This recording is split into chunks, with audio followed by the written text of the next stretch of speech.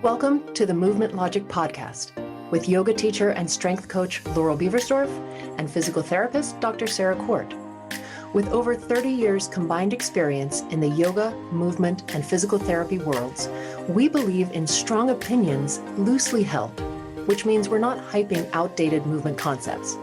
Instead, we're here with up-to-date and cutting-edge tools, evidence, and ideas to help you as a mover and a teacher.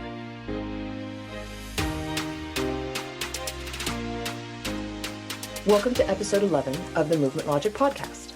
I'm Dr. Sarah Court, physical therapist and movement aficionado, and today it's just me and you because the only person I know who spends as much time working as I do is our brilliant friend, Laurel Beversdorf. And before you think I am glamorizing overworking, please note that we both love what we do, and I, at least, do spend a fair amount of time just lying down, not only while I'm sleeping. So what I want to talk about today is how and why we fragilify older people. And I know fragilify is not a word, but I think you know what I mean, and what we should be doing instead. Before I get into it, I want you to know that when I talk about something, I try to use the PT evaluation process, which consists of three things: research, clinical experience, and patient wants and needs, which means I consider the research on the subject, but I also consider what I see in the clinic with my patients, which often totally contradicts the research. And I also take into consideration how my patients' wants and needs factor into how we work together. So this week's question is, why do we fragilify older people? Since fragilify is not a word, what do I actually mean by this? Well, let's, in true movement logic style, let's define our terms. Let's define the word fragile. So when I looked it up, it is defined as something easily broken or damaged, not strong or sturdy, delicate, and vulnerable. And if we're talking about older, quote unquote, older people, there's some terrible medical terminology where they categorize, and I don't know the exact cutoff ages, but it's like old, older, oldest, and then like something like extra, extra old, or some really terrible name. So the general delineation that I'm going to be using for my terms of what I consider older is 65 plus, just so we have a sense of what category of people we're talking about. There is also a term used in the medical field called frailty, which has sort of some of the same connotations. Medical frailty is defined as clinically recognizable state of increased vulnerability resulting from aging-associated decline in reserve and function across multiple physiologic systems such that the ability to cope with everyday or acute stressors is compromised. So there are people in the older category who fit into this medical frailty definition. But I think what tends to happen is we dump everyone in the older category into a version of this medical frailty. It may not be that they are completely bedbound or need full assistance, full 24-hour care, but we tend to think that frailty of that level is either an inevitability, no matter what. If as soon as you get older, you're going to just be descending in your strength, in your endurance, in your independence, things like that. I think especially for women, the sense of vulnerability as we get older can increase if we buy into not just the narrative about how we become more fragile, our muscles waste away, our bones become brittle, we need to become scared of falling and breaking a hip, so on and so on, because there are age-related changes to tissue. Like that's just true. But the lie is that the idea that these age-related changes are inevitable and we can't do anything about it. And then it becomes this self-fulfilling prophecy where I'm afraid of falling because that's the narrative, because that's what I've heard. Friends of mine have fallen, things like that. Because I'm afraid of falling, I move less, or I move in less varied ways. Because I'm moving less, or with less variation, I do lose muscle mass, motor control, bone mineral density, etc. And then that way I'm putting myself more at risk for the very thing that I'm afraid of happening, right? So it becomes this sort of catch-22 where I'm told that I should be concerned about all of these things because I'm concerned about falling, especially, or hurting myself in some big way. I don't take movement, quote unquote, risks. I stay very sort of safe and small. And then by doing that, I actually create a vulnerability that doesn't actually need to be there. The good news is strength. I feel like strength training is honestly, the more we study it and the more we understand what it does for people, it starts to feel like it's the answer to a lot, maybe not everything, but to a lot of movement needs. So it's strength can help with a lot of things that happen, these sort of age-related processes that happen. It's never too late to start. So if you're listening and you are 75 and you're thinking, well, that's all well and good for that, spring chicken over there. P.S. I'm not as young as maybe I don't know how young I look. I'm going to stop that pathway. But it's never too late to start.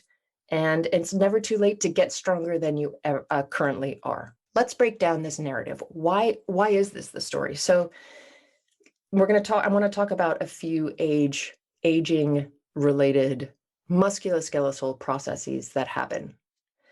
The first one is something called sarcopenia. Sarco, like sarcomere, like the unit of muscles, and penia is just sort of another phrase for loss or decrease. Sarcopenia is muscle mass loss. Depressingly, it starts in our 30s. And once you are over 50 years old, unless you're doing something about it, you tend to lose about 2% of your muscle mass per year. The other thing is, it's not only for older population. This is also something that happens, and it happens very quickly if you are bed bound for a long period of time or hospitalized for a long period of time. The amount of inactivity, like within a couple of days, you start to lose that muscle mass. So the issue is being sedentary, not moving as much. But we tell people who are older to, sit down, rest, don't hurt yourself, I'll get it for you, all that kind of stuff. And so this is actually making it worse because we are encouraging people to move less. And so we really need to figure out how to change this attitude towards how we treat older people. I think sometimes there's a sense that, you as the older person, you've done enough, you've had a long life, you're in your whatever age range at the moment, and, take a break.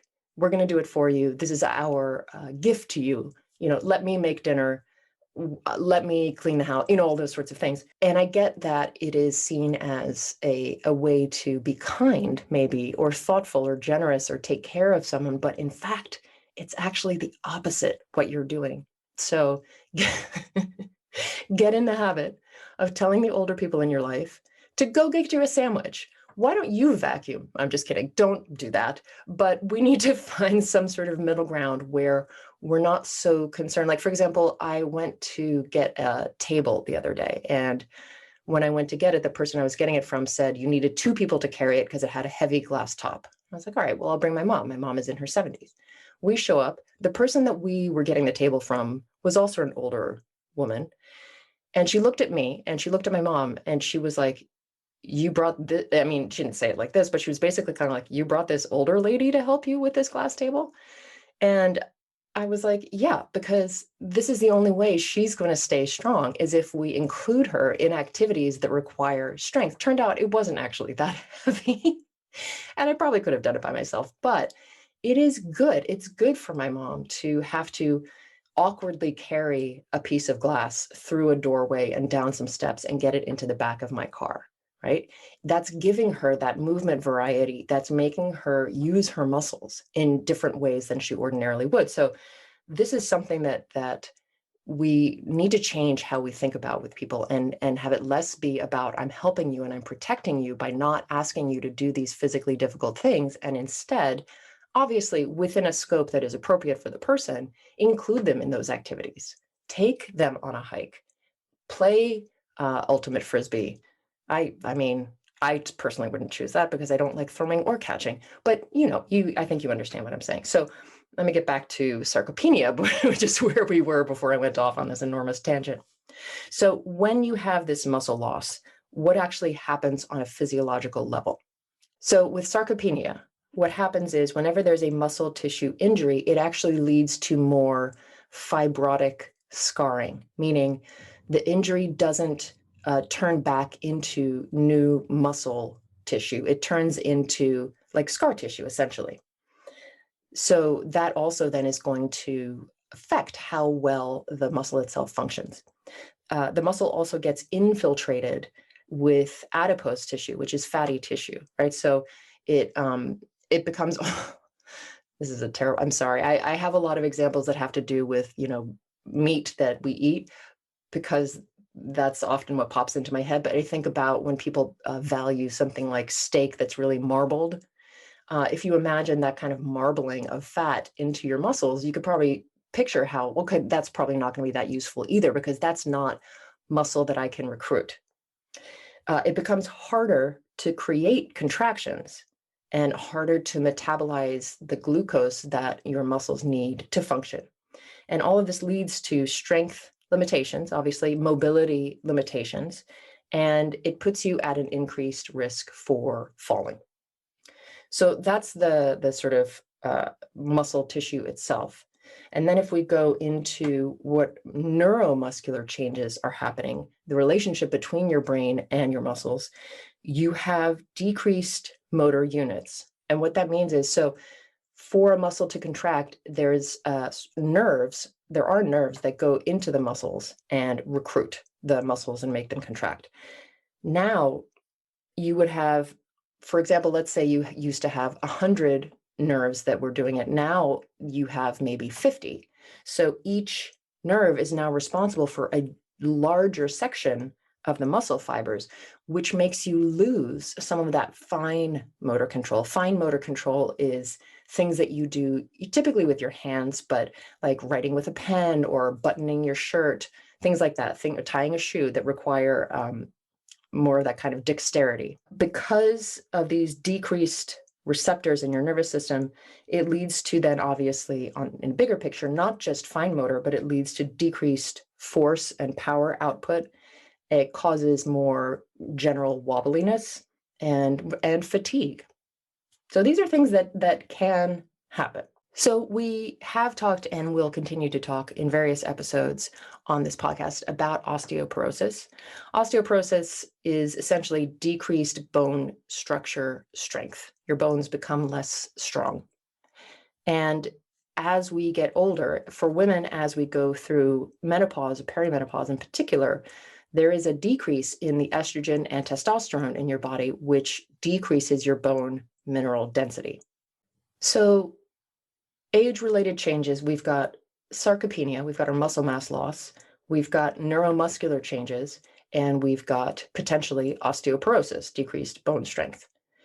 So this scenario of I'm going to fall and break my hip or break a bone, it's not unfounded because statistically, the worst case scenario, let's say you fall, and instead of just having a bruise or something like that, you break a bone. And a lot of the time people break their hip or their pelvis. The pelvic bones are one of the areas that are most impacted by that bone mineral density loss. So you break your hip, you go to the hospital, you're lying in bed because you have a broken hip. And that lying in bed, as we discussed with the sarcopenia, it increases that muscle loss very, very quickly. So if you're in the hospital for 3 to 5 days, you're already losing muscle mass, which potentially you couldn't afford to lose. Hip fracture among older people has a 20% mortality rate. 20%, 1 in 5 people who break their pelvis and go to the hospital don't come back. And I'm not trying to be scary, but that's the statistics. And it's not the breaking of the hip itself. It's all the sequelae. It's everything that happens afterwards, right? They are bedridden. They perhaps weren't in great health to begin with. There may be numerous comorbidities, right? Other systemic illnesses or diseases going on. I got to say, I kind of get it. I kind of get it around the messaging about don't fall because it's going to kill you, right? And again, it's not the fall itself, but it is everything that happens afterwards once you are in the hospital for an extended period of time. So there are other systems as well that are impacted by age-related processes, not just musculoskeletal or neuromuscular, but things like your vision. You tend to lose depth perception as you get older. And if you've never experienced what poor depth perception is like, try closing one eye and walking around. And you'll get a really good sense of like, oh. So that, and also something called contrast perception, like it's harder to see perhaps like the different shades of a step when you're stepping down, so hard to see where something is. So that's going to impact how well you move, right? If your perception of where things are in space, using your visual system, which we all rely on a great deal for navigating the world around us, is really impacted. The vestibular system is also impacted, and that is your inner ear and how it helps you with your balance. There are little, it's a long story, but essentially there are little crystals inside of your ear, and as they move around, they send messages to your brain about where you are in space. Those crystals start to get drier. As a result, we tend to have increased vertigo episodes and a slower response to positional change, meaning, let's say you did trip, for example. As your position in space is changing, you're not getting the message to your brain as quickly as far as like what to do about it, as far as like, oh, hey, put your hand out and catch yourself on this handrail, things like that. There are also executive function changes within the brain itself that just decrease and are not as quick, right? This episode is brought to you by Movement Logic, a library of evidence-based movement therapy tutorials to help your students who are in pain and looking to you for help. What most movement teachers need are critical thinking skills to be able to respond to their students' needs in the moment. But let's face it, whether it's a private client or a student after class, questions about what to do about pain and discomfort can be challenging to address for a movement teacher. However, it's possible to be able to address students' needs skillfully using evidence-based reasoning and tools, all while staying within scope of practice. This happens by becoming anatomically and biomechanically informed, gaining a deeper understanding around pain science, and acquiring a diverse set of teaching tools that you can apply immediately. With Movement Logic, you will do just that, all while building a foundation of critical thinking skills to reach a broader clientele. Want a free peek of what you'll learn in our tutorials? Right now on our website homepage at www.movementlogictutorials.com, you can sign up for our email list to receive updates on course sales and discounts. When you do, you'll also receive 4 free pelvic floor videos that take a movement-based approach to working with clients with an array of pelvic floor concerns. Within these videos, we help you understand specifically how the movement or breathing exercise can influence awareness of and connection to the pelvic floor specifically, as well as many other structures it directly influences. Go to movementlogictutorials.com, enter your first name and email address, and get 4 free pelvic floor videos. And now, back to our episode. So while it may seem like I've just painted a very bleak picture that contradicts everything that I started this episode with, you may be listening to all this and be like, oh my God, you know what? People, sit down, older people. Sounds terrible. And also like, is this going to happen to me? What the short answer is strength training. Strength training really works. It works for all ages, all populations. Yes, you may have to regress. You may have to use something that to you maybe doesn't look like a heavy weight, but for someone who is just starting out, 5 pounds might be really significant. Does strength training for older population look different than strength training for a younger population? The short answer is no. The parameters are the same. So from research, they'll say between 2 to 3 days a week, about 80% of that 1 rep max effort level. And in some of our other episodes, we've gone into what a 1 rep max is. And if that's something that is difficult to figure out, which personally, I think it's quite difficult to figure out. And I usually, instead, for myself or with my clients, I'll use the rate of perceived exertion, which is your sense of how hard you're working. And if 10 out of 10 is everything out of the tank and 0 out of 10 is no work at all, you want to stay around the sort of 7-8 range where you're working really hard, but you're not straining, you're not doing anything that's going to injure yourself, but it is extremely effortful. So that's roughly around the same thing as a 1 rep max, and I just find it to be an easier thing to figure out. And everybody's favorite 3 sets of 10. And I might do an episode later about what is 3 sets of 10. Why do we get stuck on 3 sets of 10 of everything? So 2 to 3 days a week, 80% rate of perceived exertion, 3 sets of 10. But literally anything is good. So even if it's 1 time a week, and even if it's 1 set of 10, that's going to be better than nothing. So is it simply that as people age, they become afraid of the falls risk that they fall into? They become afraid of tripping. It limits their movement variability, their strength output. Is that the only reason why people stop exercising? I'm not sure. I can only sort of speculate. I do think there is also a sense of, I made it this far, time for me to relax. Uh, I'm thinking specifically about my dad, who definitely has that attitude, and he goes on some walks for exercise, and God bless him. But he's not pushing himself particularly hard. It is ironic, and for those of you that are movement professionals, I don't know if you'll have the same experience, but as much as members of my family will ask me about things like a weird rash or why they're having this weird kind of feeling next to their eyeball, things that, by the way, I am not qualified to answer, but they certainly now look at me as like the medical professional. But any movement related advice or exercises I might give them to do, strategies, things like that, it goes pretty much goes unheeded.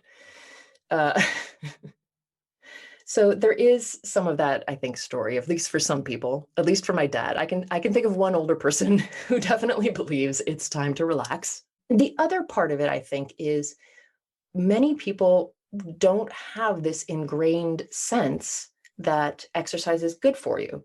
There was a big exercise boom that happened in the 70s and in the 80s where aerobics came in. For those of us that were there, things like step class, and strength training is now more popular, I believe. But just the idea that you would go out of your way to do some exercise that wasn't a sport, right? So you're not playing tennis with your friends or whatever, and it's not related to exercise involved with taking care of your household, and in particular, I think for women. But the idea that you would just go and exercise as a woman, you weren't going to the gym per se and doing like the weights that the men were doing. That was like men's territory. But for women at that time, it was aerobics. There were maybe some small hand weights, and of course we all know that small hand weights are for women because they make them pink. But it was at least this onset of a sense that exercising is good. So for people who are in that generation, they have this habit of doing exercise for the sake of exercise. And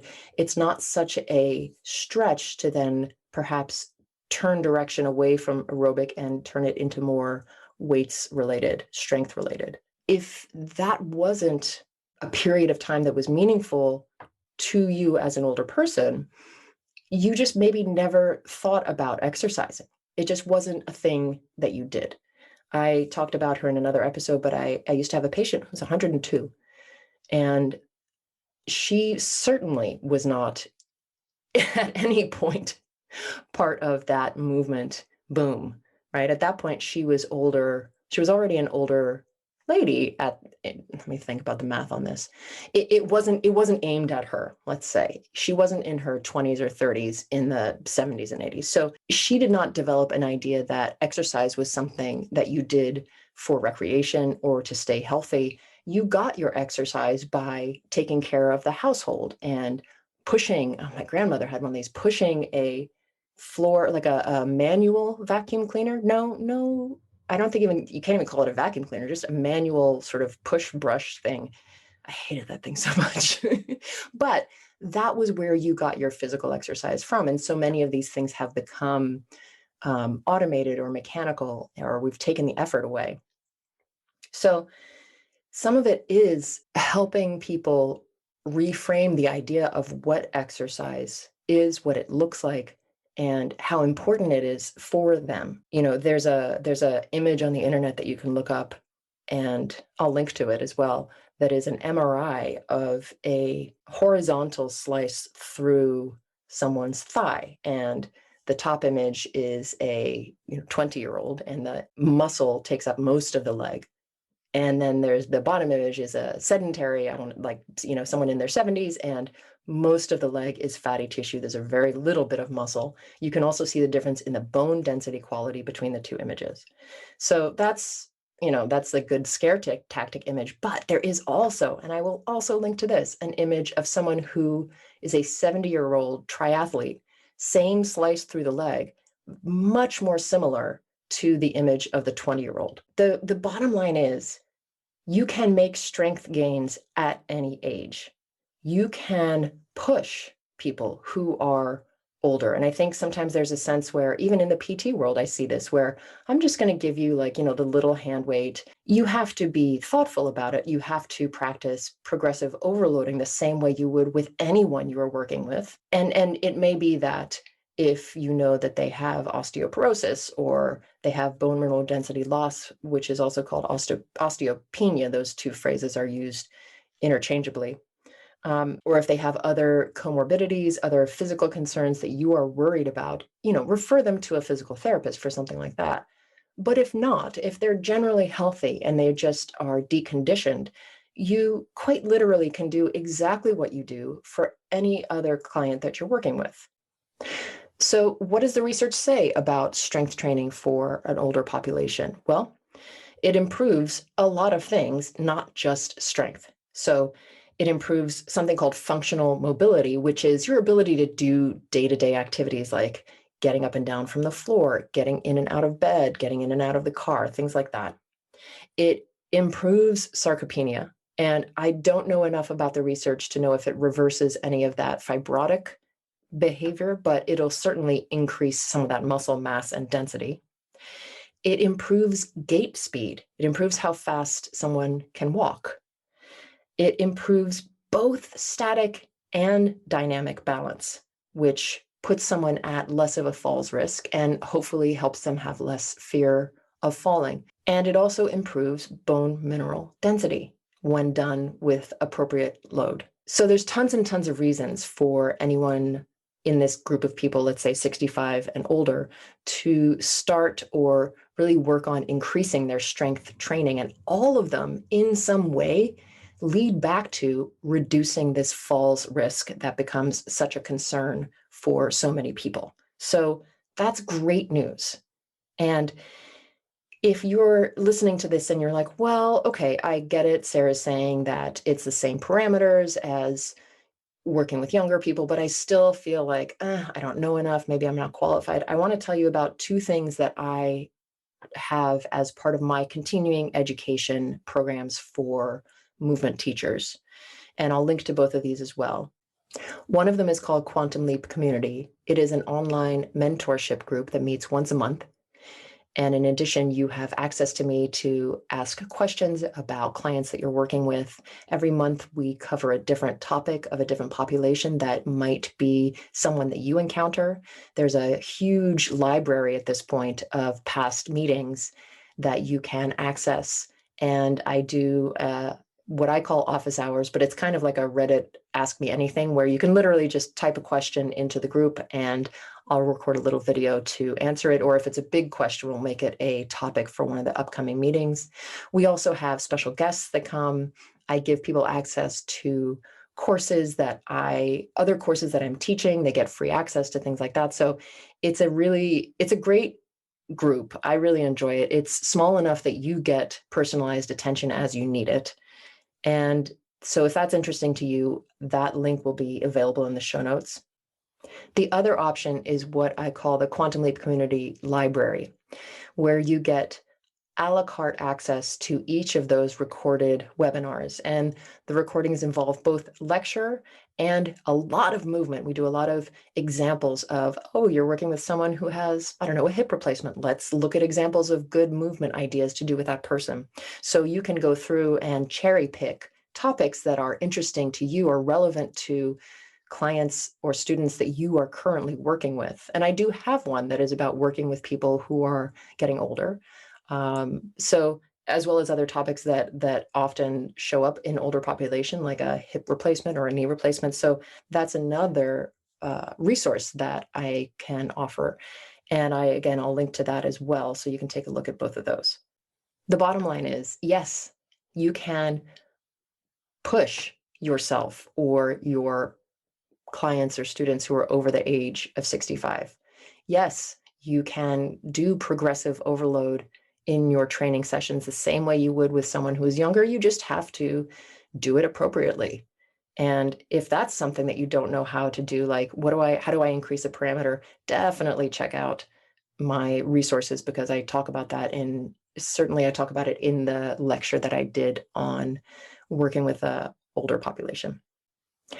Okay, well, I hope this has been helpful as far as understanding why people may be afraid of falling as they get older, why they may become more sedentary, how that becomes this sort of catch-22 scenario, and how you can help them get out of it.